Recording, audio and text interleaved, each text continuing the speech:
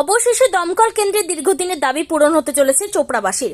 মঙ্গলবার বিকেলে চোপড়া ব্লক প্রশাসনকে সঙ্গে করে চোপড়ার কলেজ মোড় এলাকায় জমি পরিদর্শন করে দেখলেন দমকল কেন্দ্রের ডিভিশনাল আধিকারিক শিবানন্দ বর্মন। উল্লেখ্য, দীর্ঘদিন কয়েক দশক ধরে চোপড়ায় দমকল বাহিনী না থাকার কারণে প্রচুর সমস্যার মুখে পড়তে হতো এলাকার বাসিন্দাদের। অগ্নিকাণ্ডের মতো ঘটনা ঘটলে ইসলামপুর থেকে দমকলের ইঞ্জিন পৌঁছানোর আগেই সমস্ত কিছু জ্বলে পুড়ে ছাই হয়ে যেত। এর ফলে সর্বত্র দিশেহারা হয়ে যেতে হতো অনেককে। দীর্ঘদিন ধরে এলাকার বাসিন্দারা দমকল কেন্দ্রের দাবি জানিয়ে এসেছে। অবশেষে শেষমেশ চোপড়ার কলেজ মোড় এলাকায় জমি পরিদর্শন করে দেখেন দমকল কেন্দ্রের আধিকারিকরা এবং খুব শীঘ্রই দমকল কেন্দ্রের কাজ শুরু হবে বলে জানিয়েছেন আধিকারিকরা। অন্যদিকে দমকল কেন্দ্রের তৈরির কথা শুনে খুশি এলাকার বাসিন্দারা। এখানে আজকে আপনারা পরিদর্শনে এসেছেন, একটু বলবেন বিস্তারিত কি বিষয় রয়েছে? অ্যাকচুয়ালি এই এলাকাবাসী মানে চোপড়া এলাকাবাসী দীর্ঘদিনের একটা ডিমান্ড ছিল যে এখানে একটা ফায়ার স্টেশন হোক, সেটা যে কোনো কারণেই হোক, সেটা করে ওঠা সম্ভব হয়নি। তো এখন আমাদের ঊর্ধ্বতন কর্তৃপক্ষের যেটা নির্দেশ আছে, খুব তাড়াতাড়ি এই জায়গাটা নিতে হবে। তখনই আমি কালকে বিডিও সাহেবের সঙ্গে কথা বললাম। তো উনি বললেন যে ঠিক আছে। এবার বিএলও সাহেব উনি বোধহয় ছুটিতে আছে, ওনার আরও কেউ আছে, আরও সাহেব আছেন। তো আমরা জায়গাটা দেখলাম। তো দেখার পরে এটা একটা হ্যান্ড ওভারের ব্যাপার আছে। বিএলও সাহেব আমাকে জায়গাটা হ্যান্ড ওভার করবে আমাদের ডিপার্টমেন্টকে। এই একটা প্রসেস আছে। এটা হওয়ার পরেই এখানকার আশা করি এলাকাবাসীর একটা বহু দীর্ঘদিনের যে ইচ্ছাটা সেটা পূর্ণ হবে এবং সেটা বিডিও সাহেবও খুব পজিটিভ দেখলাম। এবং এখানে প্রধান সাহেব আছে, তিনিও খুব পজিটিভ, ইনিও খুব সাহেব খুব পজিটিভ। আমার মনে হয় সবাই মিলে যদি আমরা এটাকে নিই তো এটা খুব ভালো জায়গায় পৌঁছে যাবো। আপনারা তো এর আগে লালবাজার এলাকাতেও পরিদর্শন করেছিলেন, তো এতদিন দেরি কেন হলো? লালবাজার এলাকাটায় একটা ওখানকার কিছু মানুষের দাবি ছিল, তখন এখানকার এমএলএ সাহেব সেখানে একটা চিঠি করে, কিন্তু আমরা সেটাও মানে ইন্সপেকশন করি এবং সেখানে আমাদের এমএলএ সাহেব মাননীয় হামিদুর রহমান সাহেব ছিলেন এবং ওনাকে আমি বোঝাতে পেরেছি যে চোপড়াটা হচ্ছে একটা মিডিল পজিশন। এখান থেকে আমি সোনাপুরটা পাবো, টুয়ার্ডস এদিকে ইসলামপুরটা পাবো, আবার পশ্চিম দিকটা পাবো, আবার দাসপাড়া পাবো। সুতরাং আমার দিক থেকে যেটা ডিপার্টমেন্ট, যেহেতু আমার ডিপার্টমেন্টের যেহেতু ডিভিশনাল ফায়ার অফিসার, আমার একটা এখানে পার্ট থাকে, সুতরাং আমি সুইটেবিলিটি রিপোর্টটাই দেবো। সেটা আমার মনে হয়েছে যে এইটাই ঠিক এবং সেই দিন আমাদের অনারেবল এমএলএ সাহেবও ছিলেন এবং উনিও আমার সঙ্গে একমত ছিলেন এবং শেষ তখন এই জায়গাটাই চুজ করা হয়েছে।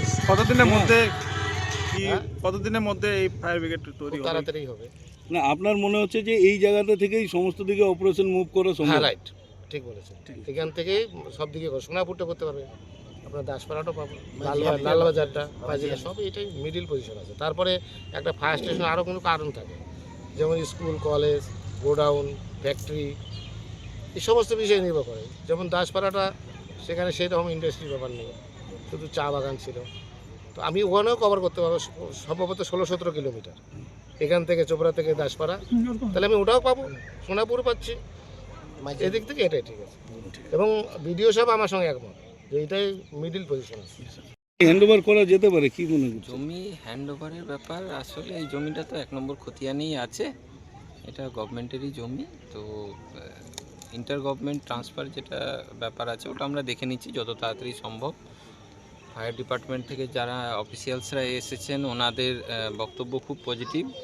ল্যান্ড ক্লিয়ারেন্স হয়ে গেলে খুব শীঘ্রই কাজ শুরু হবে এবং ওনাদের সঙ্গে কথা বলে যেটা বুঝলাম আগামী ফেব্রুয়ারি-মার্চেই হয়তো কাজ শুরু হয়ে যাবে এখানে। কতখানি সমস্যার সমাধান হলো এই চোপড়াবাসীর জন্য এই ফায়ার ব্রিগেড?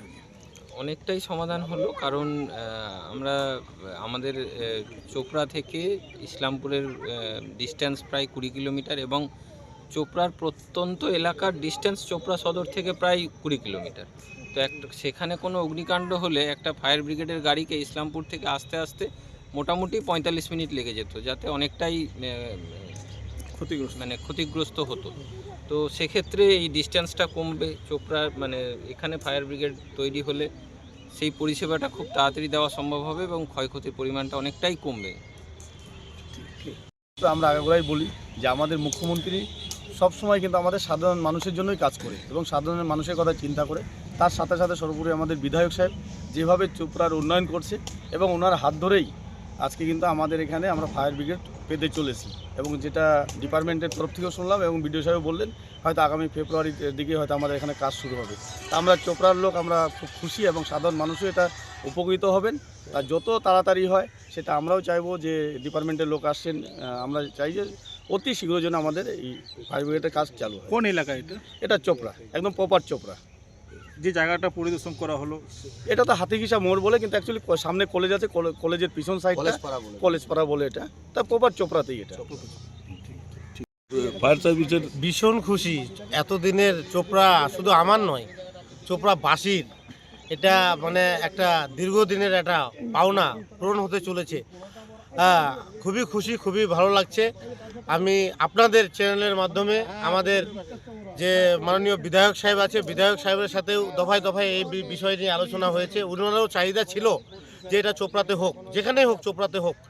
মানবিক মুখ্যমন্ত্রী এবং উন্নয়নের যে ধারা, সেই ধারা অব্যাহত আছে এবং থাকবে।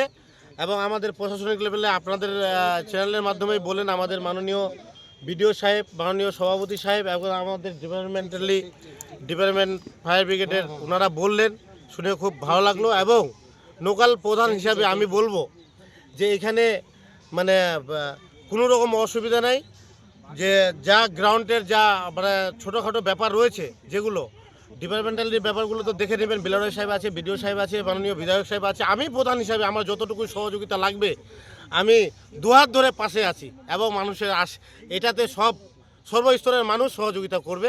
যেটা আমাদের চাহিদা, এটা আমাদের পূরণ হতে চলেছে। এটাতে আমরা চোপড়াবাসী খুশি।